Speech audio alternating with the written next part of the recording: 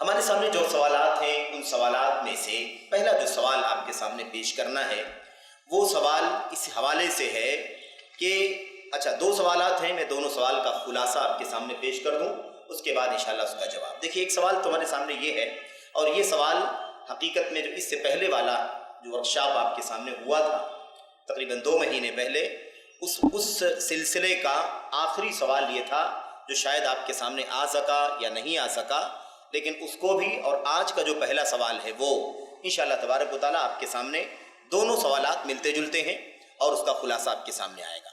جو سوال ہمارے سامنے پہلا ہے وہ یہ ہے کہ کیا منہج اور عقیدے کا اختلاف ہوتے ہوئے اتحاد، اتفاق اور اجتماعیت ممکن ہے؟ کیا منہج اور عقیدہ مختلف ہو؟ ایک آدمی کا عقیدہ الگ ہے، ایک آدمی کا طریقہ الگ ہے، منہج الگ ہے، آپ کا الگ ہے، کسی کا کچھ، کسی کا کچھ، کسی کا کچھ، اور بہت سارے مناہج آپ کے سامنے اس کا تذکرہ آ چکا ہے۔ مثال کے طور پر صوفیت کا ایک طریقہ ہے، خارجیت کا ایک طریقہ ہے، رافضیت کا ایک طریقہ ہے، ایسے ہی مثال کے طور پر اخوانیت، مودودیت، قطبیت کا طریقہ ہے، ایسے ہی جو تحریکی جو بھی طریقہ چل رہا ہے، ایسے ہی مثال کے طور پر اور جو بھی جدید نئی نئی چیزیں صبح شام نکل رہی ہیں، یہ الگ الگ منہج پر چلنے والے لوگ ہیں۔ عقیدہ اگر آپ دیکھیں تو کہیں نہ کہیں امت کے اندر بعض جماعتوں کے ہاں شرک موجود ہے، قبر پرستی موجود ہے، ایسے ہی اولیاء اور صالحین کی قبروں پر، ان کی مزاروں پر جانے، چادر وغیرہ چڑھانے، ان کے سامنے دعائیں کرنے، اپنی مرادوں کا سوال کرنے وغیرہ کا طریقہ موجود ہے۔ یہ ساری چیزیں موجود ہیں۔ ظاہر ہے کہ عقیدے کا بھی اختلاف ہے۔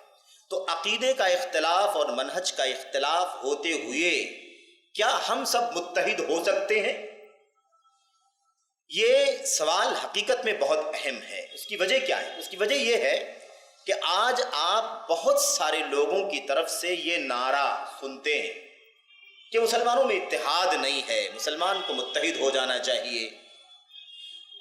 یہ باتیں جب کرتے ہیں لوگ تو وہ کس کے خلاف متحد ہونے کے لیے کرتے ہیں؟ وہ سمجھتے ہیں کہ بھئی اسلام کی جو نسبت ہے، قرآن، اللہ کی نبی صلی اللہ علیہ وسلم کی سنت، صحابہ کرام ہے نا، امت کے سلف، یعنی اسلام اور مسلمان جو اللہ کی طرف سے اترا ہوا دین ہے، ان کے مقابلے میں یہودیت ہے، عیسائیت ہے، وثنیت ہے، بدھزم ہے، جینزم وغیرہ، ان سب کے مقابلے میں مسلمان کیا ہو جائے؟ متحد ہو جائے۔ مسلمان متحد نہیں ہے۔ یہ بات کون کرتا ہے؟ یہ بات وہ بھی کرتے ہیں، بلکہ وہ زیادہ کرتے ہیں جو خود اتحاد کے راستے پر نہیں ہیں، جن کے عقیدے میں شرک ہے، جن کے عقیدے کے اندر بدعتیں ہیں، جن کے عقیدے کے اندر سراسر غیر اللہ کی پرستش، جن کے منہج کے اندر نبی کریم صلی اللہ علیہ وسلم کی سنت و سیرت کو سب سے اونچے مقام پر رکھنے کے بجائے آپ کا نام لینے کے باوجود امت کے لوگوں کو، امت کے علماء کو، امت کے بزرگوں کو، امت کے ائمہ کو اونچا مقام دیا جاتا ہے۔ ایسا جن کا رویہ ہے وہ بھی یہی بات کرتے ہیں کہ امت میں اتحاد ہونا چاہیے، سارے مسلمان متحد ہو جائیں تو ہم ان کے مقابلے میں آ سکتے ہیں، ان کے مقابلے میں وغیرہ، اس طرح کی باتیں لوگ کرتے ہیں۔ اب سوال یہ پیدا ہوتا ہے، سب سے پہلی بات تو یہ ہمیں سمجھنی ہے کہ بھائی جو اتحاد کی بات کر رہا ہے اور جس کا عقیدہ بھی کتاب و سنت کا عقیدہ نہیں ہے، جس کا راستہ بھی سلف صالحین کا، اللہ کے نبی کا، صحابہ کا، تابعین کا، تبع تابعین کا، خیر القرون کا، جن کا راستہ بھی نہیں ہے، اب یہ بات کرتے ہیں کہ اتحاد نہیں ہو امت کے اندر۔ اب سوال یہ پیدا ہوتا ہے کہ وہ اتحاد کس کو سمجھتے ہیں؟ کیا کام کر لیں تو اتحاد ہو جائے گا؟ کیا کام کر لیں تو کیا ہو جائے گا؟ اتحاد۔ کیسے متحد ہو جائیں؟ اجتماعیت کیسے ہوگی؟ اب میں آپ کو اگر سرسری طور پر بتاؤں تو دیکھیے، جو جس طریقے پر چلتا ہے وہ چاہتا ہے کہ سب میرے طریقے پر آ جائیں، متحد ہو جائیں۔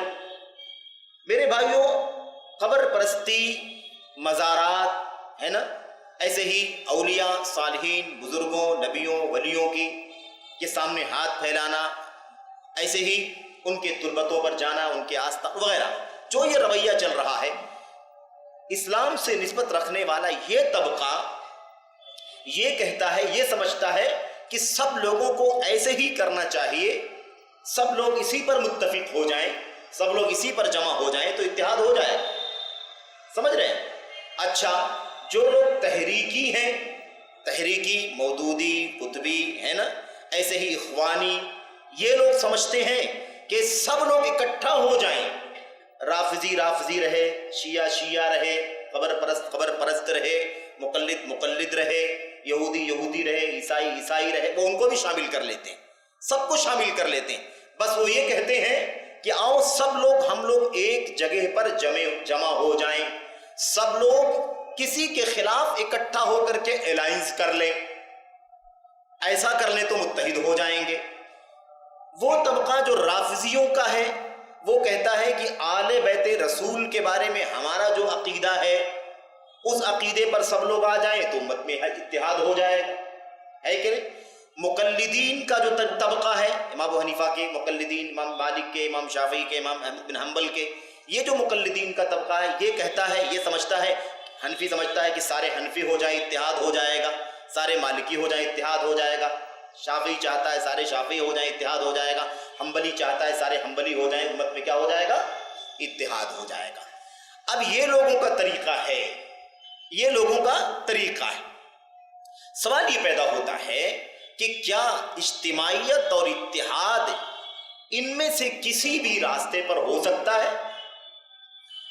کوئی بھی، میں کہتا ہوں کسی کو بھی یہ بولنے کا اختیار ہے کہ بھئی آپ قبر و مزاروں کی عبادت کرتے ہیں یا ان کے سامنے ہاتھ پھیلاتے ہیں، یہ تو شرک ہے، اس میں ہم کیسے آ سکتے ہیں آپ کے ساتھ میں؟ نہیں نہیں نہیں، ہمارا طریقہ نہیں ہے، یہ آپ کا طریقہ ہے، آپ کر سکتے ہیں، ہم یہ کام نہیں کر سکتے ہیں. کیسے آپ کیسے اکٹھا ہو جائیں، ہے کہ نہیں؟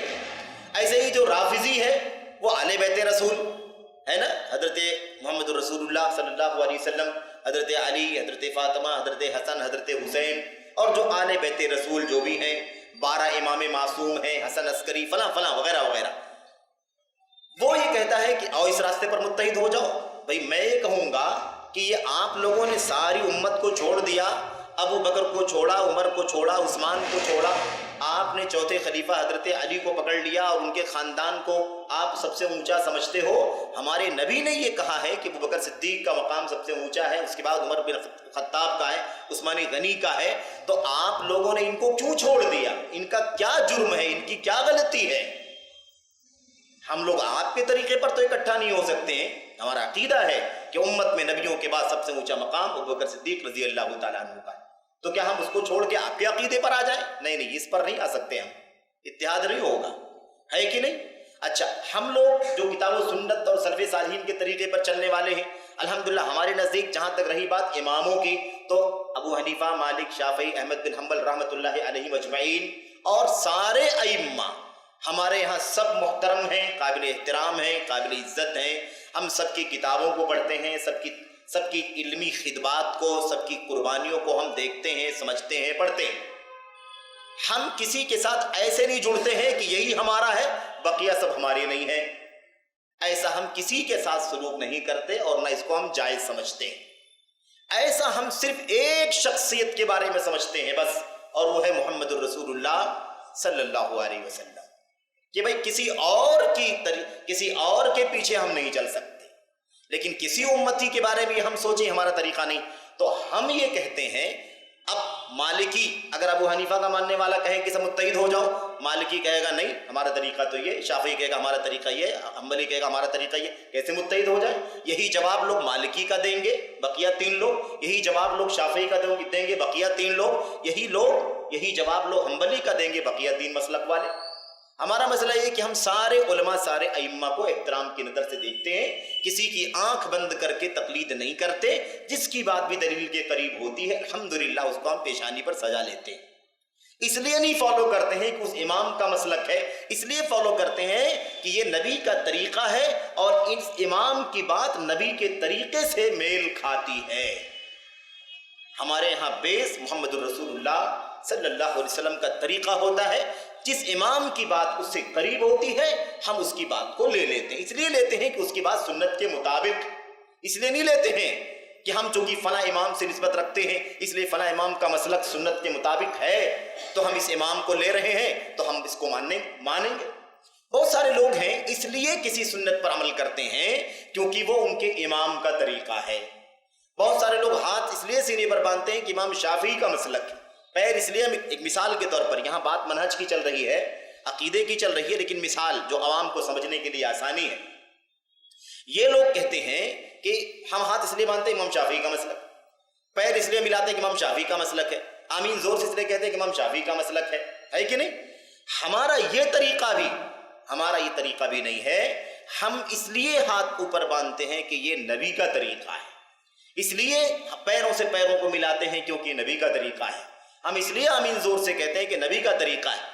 اب جو لوگ گرچہ ہاتھ سینے پر باندھنا نبی کا طریقہ ہے، صحیح سنتوں سے ثابت ہے، پیر ملانا سنتوں سے ثابت ہے، ایسے آمین بالجہر کہنا سنتوں سے ثابت ہے، یہ سنتوں سے ثابت ہے، لیکن جو لوگ اس لیے ان باتوں پر عمل کرتے ہیں کہ ہمارے امام کا مسلک ہے، یاد رکھیں کہ انہیں امام کے مسلک پر چلنے کی فکر ہے، سنت کی اتباع، سنت کی تلاش کرنے کی فکر نہیں ہے۔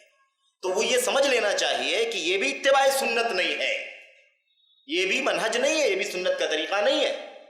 اس کا مطلب یہ نکلتا ہے کہ ہم اپنے امام کے پیچھے چل رہے ہیں، سنت کے پیچھے نہیں چل رہے، یہ طریقہ بالکل غلط ہے۔ تو ہمیں اس لیے نہیں کسی بات پر عمل کرنا ہے چاہے وہ سنت کے مطابق ہو، اس لیے نہیں عمل کرنا ہے کہ ہمارے امام کا مسلک ہے، اس لیے عمل کرنا ہے کہ نبی کی سنت ہے، چاہے مسلک امام اس کے موافق ہو یا امام اس کے خلاف ہو۔ ہم جس پہ نسبت رکھتے بھی ہیں، اگر کسی مسلک کے ماننے والے بھی ہیں، تو بھی ہم اس لیے نہیں عمل کرتے ہیں کہ ہمارے امام کا مسلک، بلکہ اس لیے عمل کرتے ہیں کہ ہمارے نبی کا طریقہ ہے۔ یہ اصل میں ہونا چاہیے۔ تو اب مسئلہ یہی ہے کہ یہ سارے لوگ، یہ مطلب قبروں مزاروں سے وابستہ رہنے والے، یہ رافضیت اور یہ جو تحریکیت ہے نا، اخوانیت، مودودیت، قطبیت وغیرہ، بنائیت، یہ جو سارا طبقہ ہے تحریکیوں کا، یہ چاہتا ہے کہ ہمارے طریقے پر اتحاد ہو جائے، مقلدین چاہتے ہیں ہمارے طریقے پر اتحاد ہو جائے، رافضی چاہتے ہیں ہمارے طریقے پر اتحاد ہو جائے، ایسے ہی خارجی کہتا ہے کہ خارجی تو یہ کہتا ہے کہ ہم ہی مسلمان ہیں، بقیہ سب کے سب بے غیرت ہیں، سب کے سب بے ایمان ہیں، ان کی سینے میں ایمان ہی نہیں ہے، ان کے دل میں ایمان ہی نہیں ہے، یہ دیکھو ان کی غیرت نہیں ہے، ایسے لوگوں کو تو قتل کر دینا چاہیے، ایسے لوگوں کو تو مار ڈالنا چاہیے، ایسے لوگوں کو تو یہ کر دینا چاہیے۔ وہ یہ سمجھتے ہیں کہ جس کے دل کے اندر یہ جذبہ مار کاٹ کا نہیں ہے وہ مسلمان بھی نہیں ہے۔ یہ سارے لوگ اپنے اپنے طریقے پر لوگوں کو جمع کرنے کے نام پر اتحاد اور اجتماعیت کرنا چاہتے ہیں۔ تو ایک فساد تو یہ ہے کہ ایسے دنیا میں کبھی اتحاد نہیں ہو سکتا، کبھی بھی نہیں۔ وہ اس کو نہیں مانے گا، وہ اس کو نہیں مانے گا، وہ اس کو نہیں مانے گا، وہ اس کو نہیں مانے گا، وہ اس کو نہیں مانے گا۔ میں کہتا ہوں تھوڑا سا اوپر اٹھ کر کے دیکھو، ان سب سے اوپر اٹھ کر کے دیکھو، سب سے اوپر اٹھ کر کے اگر پوری دنیا کے لوگوں کو یہ کہا جائے کہ سب ابو بکر صدیق رضی اللہ تعالیٰ عنہ پر متفق ہو جاؤ، تب بھی پوری دنیا ابو بکر صدیق پر متحد نہیں ہوگی۔ کیوں؟ اس لیے کہ رافضی بولے گا کہ میں ان کو نہیں مانتا، میں تو علی بن ابی طالب کو مانتا ہوں، تبھی اتحاد نہیں ہوگا۔ عمر بن خطاب پر اتحاد کرنا چاہیں گے تبھی پوری امت متحد نہیں ہوگی، رافضی الگ ہو جائیں گے، شیعہ الگ ہو جائیں گے، وہ کہیں گے وہ تو فلاں فلاں، وہ تو ایسے ہیں ویسے ہیں، ان کو گالی گلوچ دینا شروع کر دیں گے، عثمان غنی کا نام لیں گے، یہی جواب ملے گا، ہے کہ نہیں؟ تو پتہ یہ چلا کہ جو فرقے، جو ٹولیاں، جو غیر سلفی مناہج دنیا کے اندر چل رہے ہیں، ان میں سے کسی پر اتحاد نہیں ہو سکتا، کسی پر، حتیٰ کہ ابوبکر صدیق پر اتحاد نہیں ہو سکتا، اس کے بھی خلاف کرنے والے ملیں گے، عمر بن خطاب کے خلاف کرنے والے بھی ملیں گے، عثمان غنی کے خلاف کرنے والے بھی ملیں گے، اور علی بن ابی طالب کا نام لے کر کے جو لوگ رافضی ان کو منوانا چاہتے ہیں، تو ظاہر بات ہے کہ بقیہ لوگ نہیں مانیں گے، کیونکہ تینوں خلفائے راشدین کو کون چھوڑنے کے لیے تیار ہوگا؟ تو پتہ یہ چلا کہ اتحاد کا ان میں سے کوئی بھی راستہ امت کے اندر کارگر نہیں ہو سکتا، کوئی بھی فارمولہ، کوئی بھی تھیوری کسی بھی صورت میں سکسیس نہیں ہو سکتی۔ اب ہمیں یہ دیکھنا ہوگا کہ اتحاد کا، اجتماعیت کا راستہ کہاں ہے، اس پر ہم غور کریں گے۔ یہاں سوال یہ پیدا ہوتا ہے، جو سوال تھا وہ کیا تھا؟ کیا منہج اور عقیدے کا اختلاف ہوتے ہوئے اجتماعیت ممکن ہے؟ اس کا جواب یہ ہے کہ کبھی بھی اجتماعیت ممکن نہیں ہے۔ اس لیے سارے فرقے، ساری ٹولیاں، سارے دھڑے اگر رٹتے رٹتے نعرے لگاتے لگاتے ختم ہو جائیں تب بھی امت میں اتحاد نہیں ہو سکتا، اس لیے کہ اتحاد ہونے کے لیے جڑ ایک ہونی چاہیے، اور یہ جڑ میں فساد ہے، جڑ میں بگاڑ ہے۔ اگر پتوں میں اختلاف ہوتا ہے نا، پتوں میں شاخوں میں اختلاف ہوتا تو شاید اتحاد ہو سکتا تھا، کیونکہ جڑ سب کی ایک ہے، لیکن جڑ میں فساد ہے، اصولوں میں بگاڑ ہے میرے بھائیو، اساس گڑبڑ ہے۔ اسی لیے اتحاد، جب تک جڑ میں اختلاف ہوگا اتحاد اجتماعیت ممکن نہیں، یہ بہت بنیادی چیز ہے۔ اس لیے بہت واضح ہے کہ جب تک راستہ الگ ہے، اب منہج کا اختلاف، یہ راستہ ہے، یہ راستہ ہے، یہ راستہ ہے، یہ الگ الگ راستے۔ اب جب راستہ ہی الگ ہے، ایک راستے پر سب نہیں ہے، تو مجھے بتاؤ کیسے سب ایک منزل پر پہنچیں گے؟ جب سب ایک راستے پر رہیں گے تبھی تو منزل پر پہنچیں گے، لیکن سب کا راستہ ہی الگ الگ۔ اسی لیے تو کہتے ہیں جدید مناہج، یعنی سلف کے راستے کے علاوہ جو نئے نئے راستے نکل گئے ہیں وہ راستے الگ ہیں۔ اللہ تبارک و تعالیٰ کا کلام صاف لفظوں میں اس بات کا اعلان کرتا ہے، وَأَنَّ هَذَا صِرَاطِي مُسْتَقِيمًا فَاتَّبِعُوهُ، یہی میرا سیدھا راستہ ہے، اسی کے پیچھے چلو۔ وَلَا تَتَّبِعُوا السُّبُلَ، اور الگ الگ جو راستے نکلے ہوئے ہیں اس راستے کے علاوہ، اس کے بارے میں کیا کہا؟ وَلَا تَتَّبِعُوا، تو اتَّبِعُوا وَلَا تَتَّبِعُوا، اس میرے راستے کی پیروی کرو، اور بقیہ جو راستے ہیں ان راستوں کی پیروی مت کرو۔ فَتَفَرَّقَ بِكُمْ عَنْ سَبِيلِهِ، ورنہ یہ سارے جو راستے ہیں صراط مستقیم کے علاوہ، یہ تم کو ٹکڑوں میں بانٹ دیں گے، فرقوں میں بانٹ دیں گے، تمہیں الگ تھلگ کر دیں گے۔ بالکل واضح ہے میرے بھائیوں کہ وہ راستہ ہی کیا ہے؟ راستہ ہی الگ ہے، راستہ وہ مختلف ہے۔ اس لیے کبھی بھی منزل پر سب کے سب ایک منزل پر نہیں پہنچ سکتے۔ تو بہت واضح سا جواب ہے۔ تو یہ کہنا، نعرے لگانا صرف یہ مقصد، یہ منزل تک پہنچانے کے لیے کافی نہیں ہے۔ اتحاد کبھی نہیں ہو سکتا۔ پوری زندگی بریلوی طبقہ قبر پرستوں کا، مجاوروں کا اگر اعلان کرتا رہے اور یہ نعرہ لگاتا رہے متحد ہو جاؤ، متحد ہو جاؤ، متحد ہو جاؤ، کبھی بھی اتحاد نہیں ہو سکتا۔ کیوں؟ اس لیے کہ شرک ہے۔ کیسے اتحاد ہو سکتا ہے شرک کی بنیاد؟ اتحاد کا راستہ وہ ہے جو اللہ کی کتاب ہمیں بتلاتی ہے، اللہ کے نبی کی سنت جو ہمیں بتلاتی ہے، جس پر اس امت کے شروع میں شروع والے لوگ، صحابہ، تابعین، تبع تابعین، جس راستے پر متحد تھے، متفق ہوئے تھے، اسی راستے پر ہم لوگ بھی متحد ہو سکتے ہیں۔ اس راستے کے سوا کوئی راستہ متحد ہونے کے لیے کسی بھی صورت پہ ممکن نہیں ہے۔ اس لیے سب کو پیچھے جانا پڑے گا، سب کو پیچھے جانا پڑے گا۔ نیا طریقہ نہیں، نیا راستہ نہیں، نیا روڈ نہیں، نئی گلیاں نہیں، نیا کچھ بھی نہیں، پرانے والے کی طرف جانا پڑے گا۔ اور ہم پرانا کہتے ہیں نا، ہم پرانا کہتے ہیں، اس لیے پرانا کہتے ہیں کہ اللہ کے نبی کے صحابہ نے پرانا کہا ہے، امت کے سلف نے کیا کہا ہے؟ پرانا۔ علیکم بالامر العتیق، علیکم بالامر العتیق، تم لوگ پرانے والے معاملے کو لازم پکڑو۔ کس راستے کو لازم پکڑو؟ پرانے والے کو۔ آج جب یہ پرانا والا راستہ، وہی آیتیں، وہی حدیثیں، وہی ابوبکر صدیق کا قول، وہی عمر فاروق کا قول، وہی عثمان غنی کا، وہی علی بن ابی طالب کا، وہی تابعین کا، وہی تبع تابعین کا، جب امت کے علماء پیش کرتے ہیں تو ایک طبقہ کھڑا ہوتا ہے اور کیا کہتا ہے؟ کہتا ہے یہ علماء گھسی پٹی باتیں، پرانی باتیں لا لا کے سناتے ہیں۔ تو بھائی وہی تو دین ہے، وہی پرانا والا ہی دین ہے، اس لیے اس میں نیا لانے کی کوئی گنجائش نہیں۔ علیکم بالامر العتیق، پرانا والا، وہی پرانا والا، وہی گھسا پٹا جس کو کہتے ہو توہین کرتے ہوئے، اسی راستے پر چلنے کا حکم نبی کریم صلی اللہ علیہ وسلم نے دیا ہے، اور یہ بھی بتایا ہے کہ زمانہ کتنا بھی آگے چلا جائے گا تمہیں چلنا اسی پرانے والے راستے پر ہے۔ پلٹو اپنے اسلاف کی طرف، پلٹو اپنے پہلے والے کی طرف، پلٹو اپنے آبا و اجداد، وہ اول ہے نا، مہاجرین انصار والسابقون الاولون من المہاجرین والانصار والذین اتبعوہم بإحسان. وہی طریقہ، وہی صحابہ، وہی انصار، وہی مہاجرین، وہی انصار، انہی کے طریقے کی پیروی کرنا ہے. جنت کا راستہ، اتحاد کا راستہ، اجتماعیت کا راستہ وہی راستہ ہے. تو واضح کیا ہوا؟ واضح یہ ہوا کہ کبھی بھی عقیدے کے اختلاف اور راستے کے اختلاف کے ساتھ اتحاد، اتفاق، اجتماعیت، یونٹی کسی بھی صورت میں ممکن نہیں. اچھا آئیے ذرا اس کو جلدی جلدی پڑھ لیتے ہیں. کیا جواب دیا شیخ صالح فوزان نے؟ جو خلاصہ. اچھا یہ بھی سمجھ میں آئے گا آپ کو کہ آخر اتحاد کیوں ممکن نہیں ہے. کیوں؟ اس کا بہت ہی ایک دم تاریخی جواب، پریکٹیکل، اسی دنیا میں، اسی دھرتی میں، اسی دھرتی پر وہ مثال ہمارے سامنے موجود ہے جو ہمیں بتلاتی ہے کہ عقیدے کا اختلاف، منہج کا اختلاف ہوتے ہوئے کبھی اتحاد ممکن نہیں. دیکھیے کہتے ہیں شیخ صالح فوزان حفظہ اللہ، دعا کرو شیخ صالح فوزان کے لیے کہ اللہ ان کو صحت و عافیت اور سلامتی کے ساتھ لمبی زندگی عطا فرمائے. یہ غیر منہجی لوگ، یہ اہل بدعت سب کے سب کیا کر رہے ہیں؟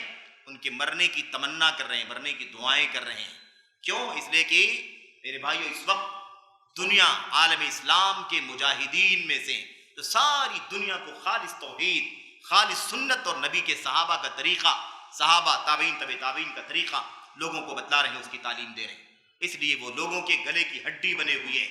لوگوں کے دلوں میں نفرت آئے دن میرے بھائیو علماء سنت کی موت کی جھوٹی خبریں بھی پھیلاتے ہیں، افواہیں بھی پھیلاتے ہیں، تاکہ سنت پرستوں، سنت پسندوں کے دلوں کے اندر میرے بھائیو رنج پیدا ہو جائے، انہیں ٹینشن پیدا ہو جائے.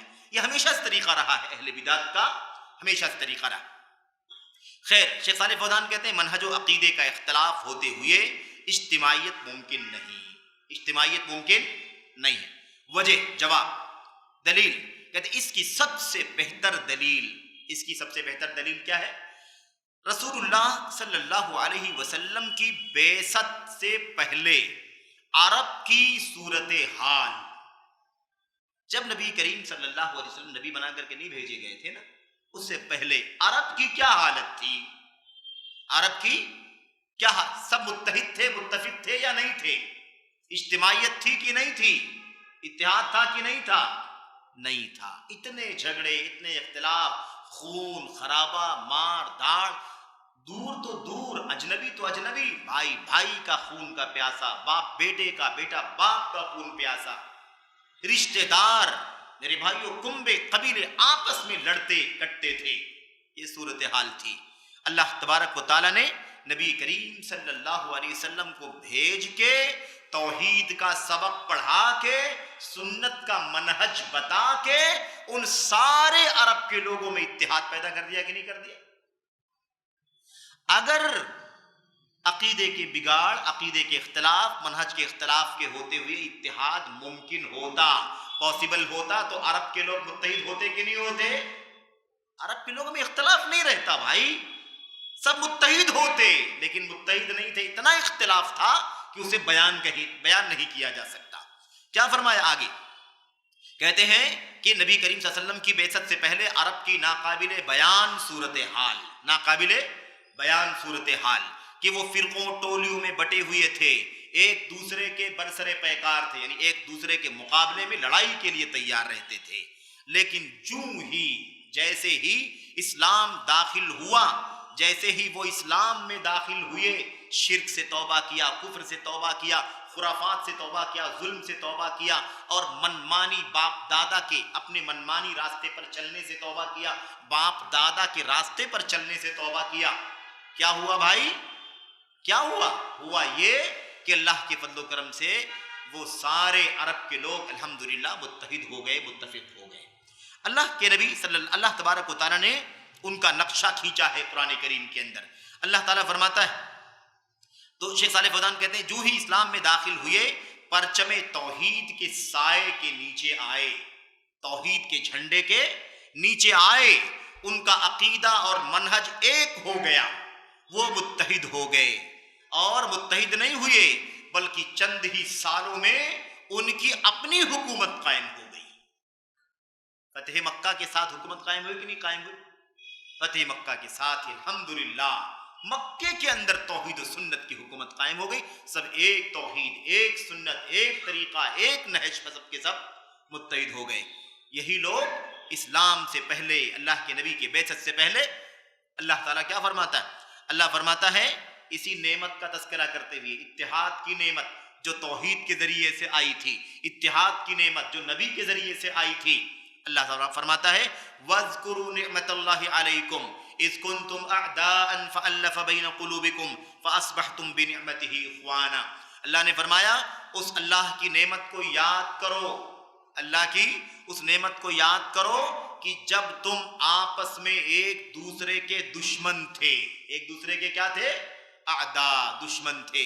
فَأَلَّفَ بَيْنَ قُلُوبِكُمْ، تو اللہ تبارک و تعالیٰ نے تمہارے دلوں میں الفت اور محبت پیدا کر دی. دشمن تھے، دشمن تھے، اللہ تبارک و تعالیٰ نے دشمنی ختم کر دی اور تمہیں ایک دوسرے کا دوست بنا دیا، ایک دوسرے سے الفت پیدا کر دیا، ایک دوسرے سے محبت کرنے والا بنا دیا. ایمان کی بنیاد پر، توحید کی بنیاد پر، سنت کی بنیاد پر اللہ تبارک و تعالیٰ نے یہ چیز کی. اللہ نے فرمایا فَأَلَّفَ بَيْنَ قُلُوبِكُمْ، تمہارے دلوں میں الفت پیدا کر دی. فَأَصْبَحْتُمْ بِنِعْمَتِهِ إِخْوَانًا، اور تم اللہ تبارک و تعالیٰ کی نعمت کی وجہ سے، اللہ کی نعمت کی بدولت تم آپس میں کیا ہو گئے؟ بھائی بھائی ہو گئے. جملہ دیکھو، پہلے اللہ نے کیا فرمایا؟ اِذْ كُنْتُمْ أَعْدَاءً، آخر میں کیا فرمایا؟ إِخْوَانًا. جو اعداءً تھے وہ کیا ہو گئے؟ اخواناً ہو گئے. کس سے ہوئے بھائی؟ کس سے ہوئے؟ اللہ کی توحید سے، نبی کی سنت کے طریقے سے. اس کے سوا اور کوئی راستہ اجتماعیت کا نہیں ہے. یہ کھلی دلیل ہے کہ اگر عقیدے کے اختلاف اور منہج کے اختلاف، راستہ الگ الگ ہوتے ہوئے اگر اجتماعیت، اتحاد ممکن ہوتا تو عرب کے لوگ کبھی ایک دوسرے کے دشمن نہیں ہوتے، سب متحد ہوتے. اللہ نے بیان فرمایا کہ وہ دشمن تھے، اور اللہ نے بیان فرمایا کہ ہم نے نبی بھیجا، ہمارے نبی نے توحید کا سبق پڑھایا اور اپنے راستے کو دکھایا جو نبی کا راستہ ہے. تم الحمدللہ دشمن ہونے کے بعد اس نعمت کی بنیاد پر ایک دوسرے کے بھائی بھائی ہو گئے. واضح دلیل ہے کہ نہیں؟ بالکل واضح دلیل ہے کہ کبھی بھی عقیدے کا اختلاف، منہج کا اختلاف ہوتے ہوئے کبھی بھی امت میں اجتماعیت ممکن نہیں. تو ہم نے کہا کتنا بھی نعرہ لگاؤ، جذباتیت سے نعرے لگانے سے، چیخنے چلانے سے ہرگز کوئی فائدہ ہونے والا نہیں ہے. عملی پیش رفت کرو، تلاش کرو اس دنیا میں نبی کے آنے سے پہلے اختلاف کس وجہ سے تھا.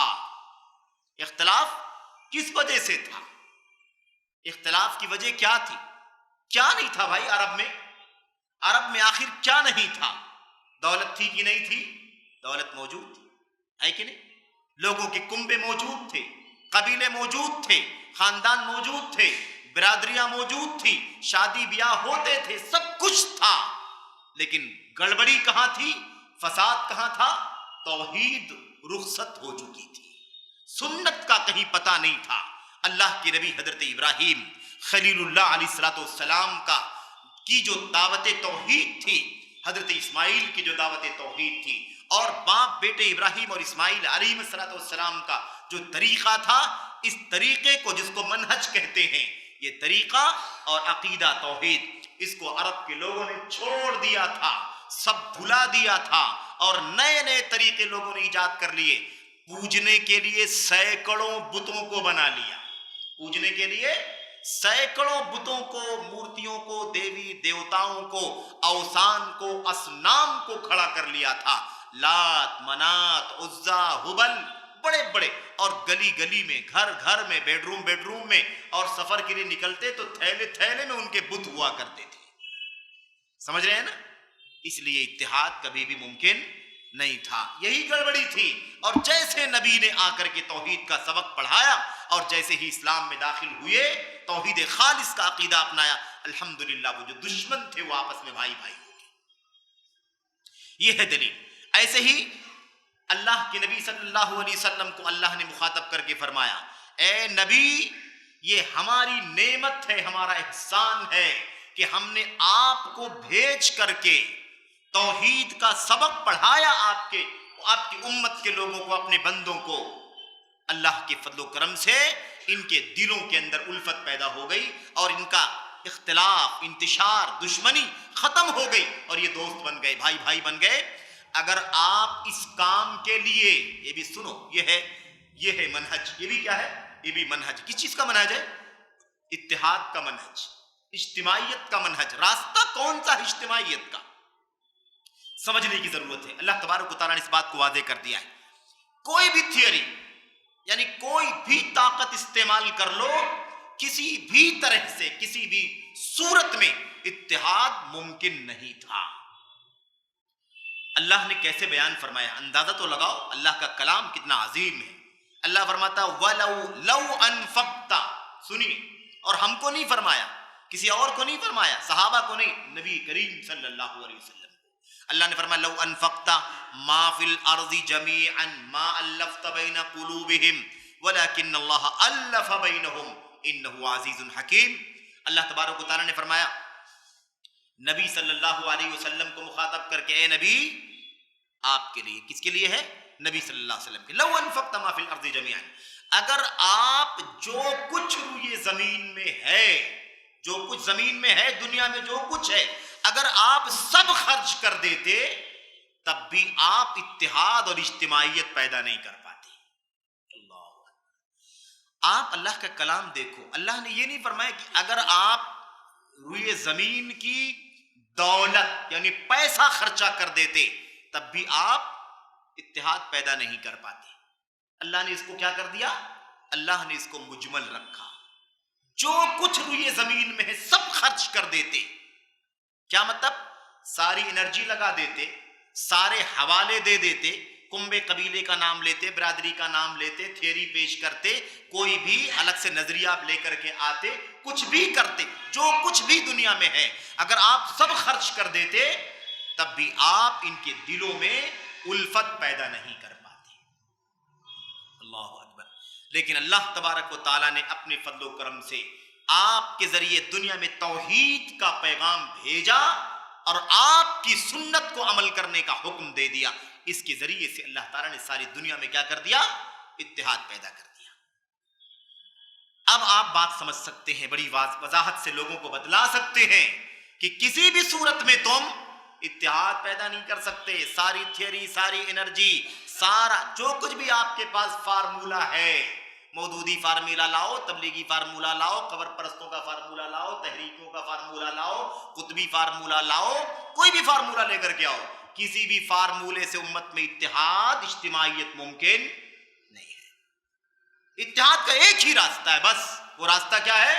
وہ راستہ وہی راستہ ہے، امت کو توحید خالص پر آنا ہوگا، امت کو عقیدے کا فساد، عقیدے کا بگاڑ ختم کرنا ہوگا، اور سارے الگ الگ راستے پر جو چل رہے ہیں نا، گلیوں میں، گلیاروں میں، پگ ڈنڈیوں پر چل رہے ہیں، ان سب گلیوں سے، راستوں سے نکل کر کے اس راستے پر آنا ہوگا جو راستہ نبی نے امت کو، امت کے صحابہ، تابعین، تبع تابعین کو، اور اس کے بعد ان کے ذریعے سے پوری امت کو ملا ہے۔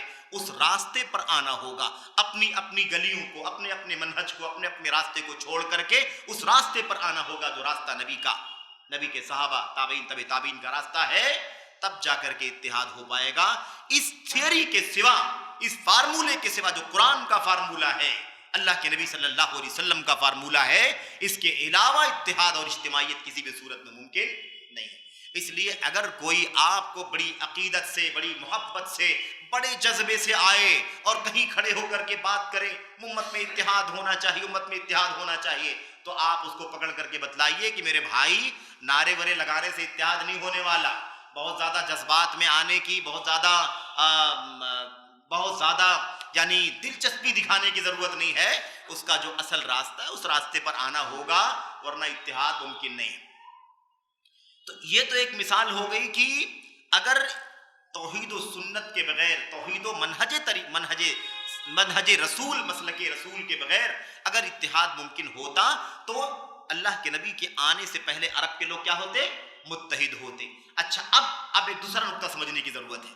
ٹھیک ہے، عرب کے لوگوں میں فساد تھا، بگاڑ تھا، دشمن تھے نا وہ، اللہ کے نبی آئے، آپ نے توحید کا، سنت کا سبق پڑھایا، الحمدللہ سب کیا ہو گئے؟ متحد ہو گئے. اب متحد ہو گئے تھے, مکے میں مدینے کے اندر اسلام کا نظام نافذ ہو گیا, سب ایک کتاب ایک سنت پر چلنے والے بن گئے. 8ویں صدی ہجری 8ویں سن 8 ہجری کے اندر الحمدللہ مکہ فتح ہو گیا, اور مکہ بھی الحمدللہ اسلام کا مرکز بن گیا, ہے کہ نہیں؟ اب سوال یہ پیدا ہوتا ہے کہ نبی کے آنے سے, توحید اور سنت اور منہج کے راستے پر آنے سے اتحاد پیدا ہو گیا تھا, تو اب یہ دیکھنا ہے کہ پھر اختلاف کب شروع ہو گیا, کیوں شروع ہو گیا؟ ہو گیا تھا نا, پہلے بگاڑ تھا.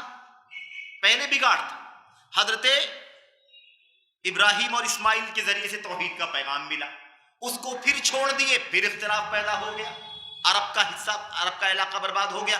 پھر اللہ نے نبی کو بھیجا, توحید و سنت کا سبق ملا, الحمدللہ اتحاد ہو گیا. اتحاد رہا اللہ کے نبی کے زمانے میں, صحابہ کے زمانے میں, تابعین کے زمانے میں, تبع تابعین کے زمانے میں. اس کے بعد کب سے اور کیسے اختلاف پیدا ہوا, اجتماعیت, اتحاد, اتفاق کا خاتمہ کب سے ہو گیا؟ وہی جواب ہے. جواب کیا ہے؟ وہی جواب ہے جب سے امت نے توحید کا راستہ چھوڑا, جب سے امت نے سلف کا راستہ چھوڑا, تب سے یہ امت ٹکڑوں میں, فرقوں میں, ٹولیوں میں, دھڑوں میں بٹ گئی. اب آج پھر بات ہو رہی ہے, آج پھر کیا ہو رہی ہے؟ پھر یہ بات ہو رہی کہ اتحاد کیسے ہوگا امت میں, اجتماعیت کیسے ہوگی امت میں. وہی راستہ ہے جو راستہ اس سے پہلے گزر چکا ہے. کسی نعرے سے کوئی اتحاد نہیں ہوگا, وہی کام کرنا پڑے گا. آج اگر امت, فرض کرتے ہیں, امید کرتے ہیں, اللہ کی ذات سے دعا بھی کرتے ہیں کہ اگر امت توحید خالص پر آ جائے اور منہج صحابہ پر آ جائے تو انشاءاللہ بالکل امت میں کیا ہو جائے گا؟ اتحاد ہو جائے گا, اجتماعیت آ جائے گی. پھر اس کے بعد اگر کبھی بگاڑ ہوگا تو اسی راستے سے ہٹنے کی وجہ سے بگاڑ ہوگا, توحید سے ہٹنے کی وجہ سے, سنت سے ہٹنے کی وجہ سے بگاڑ ہوگا. اور پھر کبھی اگر بات کرے گا کوئی اتحاد کیسے پیدا ہو, تو پھر وہی راستہ اتحاد کا. یہ راستہ سمجھ لینا ہے آج کے لیے, اگلی صدی کے لیے, اس کے بعد کے لیے, اس کے بعد کے لیے, اس کے بعد کے لیے, ہر صبح کے لیے, ہر شام کے لیے, ہر گھنٹے منٹ کے لیے. اختلاف, انتشار, تفرقہ, ٹولیاں, دھڑے, ہے نا, گروپ, اس کا سبب توحید اور سنت سے دوری, اور اس کو لانا ہے, اتحاد, اجتماعیت لانی ہے, پھر وہی کام کرنا پڑے گا. یہ ہمارا اصول اور ضابطہ بن جانا چاہیے. یہی راستہ, کے سوا کوئی راستہ نہیں. اس لیے کوئی بھی آپ کو آ کر سمجھائے نا, تو آپ اس کو سمجھائیے, میرے بھائی, اللہ کے بندو, توحید کے بغیر اتحاد نہیں ہو سکتا. جب تک ایک اللہ کی بندگی پر امت نہیں آئے گی اور ایک نبی کے سنت پر امت نہیں آئے گی, تب تک ایک نہیں ہو پائے گی. ایک ہونے کے لیے ایک اللہ کی بندگی اور ایک ہونے کے لیے ایک نبی کا طریقہ ہمیں اپنانا ہوگا, تب امت ایک ہو پائے گی, ورنہ ایک نہیں ہو پائے گی. یہ اصول اور ضابطہ ہے. بہرحال میرے بھائیوں, اس سے معلوم پڑ گیا کہ اللہ تبارک و تعالیٰ کبھی بھی کافروں, مشرکوں, بدعتیوں, ہے نا, میں کبھی بھی اتحاد نہیں ہونے دے گا. کیوں؟ اس لیے کہ اتحاد کے راستے پر ہی نہیں. اس لیے اللہ نے مثال دی تو کیا فرمایا تھا؟ امت کے لوگوں کو جو اتحاد کا حکم دیا, متحد ہونے کا حکم دیا, فرقہ بندی سے, تفرقے سے باز آنے کا جو حکم دیا, تو اللہ نے کیا فرمایا؟ وَلَا تَكُونُوا مِنَ الْمُشْرِكِينَ, اے لوگوں مشرکوں میں سے نہیں ہونا. کس میں سے نہیں ہونا؟ مشرکوں میں سے نہیں ہونا. کیوں؟ مِنَ الَّذِينَ فَرَّقُوا دِينَهُمْ, جنہوں نے اپنے دین کو ٹکڑے ٹکڑے کر لیا. تو شرک ٹکڑے کا نام ہے. اللہ نے مثال دی نا, باتیں بہت لمبی ہو جاتی ہیں, اصل میں مسئلہ یہی ٹیڑھا ہے. شرک کرنے والا اور اللہ کی توحید پر چلنے والا, کیا مثال دی قرآن کریم کے اندر میرے بھائیوں؟ مثال دی, اور بہت کئی مثالیں ہیں قرآن کریم. اس کا خلاصہ کیا ہے؟ جو شخص ایک اللہ کی بندگی کرتا ہے, اس کی عبادت کرتا ہے, اس کے ساتھ کسی کو ساجی شریک نہیں کرتا ہے, اس کی مثال ایک ایسے غلام کی ہے جس غلام کا ایک ہی مالک ہے نا, جس کا جو غلام ایسا ہے جس غلام کا ایک ہی مالک ہے. اس غلام کو اپنے ایک مالک کو راضی کرنا ہے. اس غلام کو کس کو راضی کرنا ہے؟ صرف ایک مالک کو راضی کرنا ہے. اور جو لوگ شرک کرتے ہیں, اللہ اکبر, جو لوگ شرک کرتے ہیں اس کی مثال اس غلام کی ہے جس کے ایک سے زیادہ مالک اور آقا ہو. اس کو راضی کرے تو وہ ناراض ہو جائے, اس کو راضی کرے تو وہ ناراض ہو جائے, اس کا کہا مانے اس کا نہ مانے تو وہ ناراض ہو جائے, اس کا کہا نہ مانے اس کا مانے تو وہ ناراض ہو جائے. وَرَجُلًا سَلَمًا لِرَجُلٍ, اللہ نے قرآن میں کیا فرمایا؟ اللہ لا يستویان ابدا, یہ دونوں کبھی برابر نہیں ہو سکتے. تو جب ایک مشرک کی مثال یہ ہے کہ کئی مالکوں کے پیچھے پھنسا ہوا ہے, کئی لوگوں کا غلام ہے, اس کو بھی راضی کرو, اس کو بھی راضی کرو, اس کے بھی منواؤ, اس کو بھی منواؤ, اس کو بھی منواؤ, اتنے ساجیدار ہیں ایک غلام کے اندر, ہے کہ نہیں؟ تو اتنے ساجیدار ہیں, کیسے اتحاد ہوگا بھائی؟ جب سارے آقا ختم, ایک آقا بنے گا, اس کا ایک آقا ہوگا تو کیا ہو جائے گا؟ سکون میں ہوگا کہ نہیں ہوگا؟ وہ ایک اللہ کو راضی کر لے, بس مسئلہ حل ہو جائے. تو یہ ہے مسئلہ, اس کی مثال دی. تو مشرکوں کی مثال اسی لیے دی گئی ہے کہ شرک یہ ٹکڑے کا نام ہے, تفرقے کا نام ہے اور دھڑبندی کا نام ہے. اسی لیے اللہ نے سمجھاتے ہوئے فرمایا مشرکوں کی طرح مت ہو جانا جن لوگوں نے اپنے دین کو کیا کر لیا؟ ٹکڑے ٹکڑے کر لیا. یعنی ایک اللہ کی عبادت کے دین سے نکلے, اور یہ لات کا ماننے والا, یہ منات کا ماننے والا, یہ عزا کا ماننے والا, یہ فلاں کا ماننے والا. آج دنیا میں جتنے غیر اللہ کی پرستش ہو رہی ہے وہ بھی آپ دیکھ لو, ہے نا؟ مصر میں فلاں فلاں فلاں فلاں بابا کے ماننے والے, ہندوستان کی دھرتی پر فلاں فلاں کے ماننے والے, لاہور میں حجویری اور فلاں فلاں کے ماننے والے, فلاں ملک میں فلاں فلاں کے ماننے والے. کتنے آقا ہیں, کتنے آقاؤں کی غلامی کریں گے لوگ, ہے کہ نہیں؟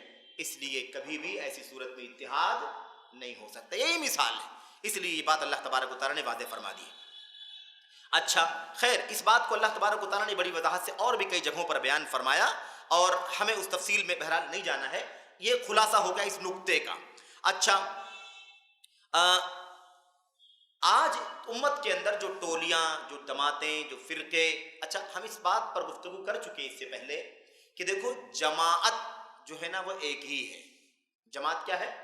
ایک ہی ہے. جماعتیں جب کہتے ہیں تو یہ بس یہ استعمال کرنے کے حساب سے کہہ لیتے ہیں, ورنہ جماعت ایک ہی ہے جو اللہ کی توحید, نبی کی سنت پر چلنے والی ہے, اسی کو جماعت بولیں گے.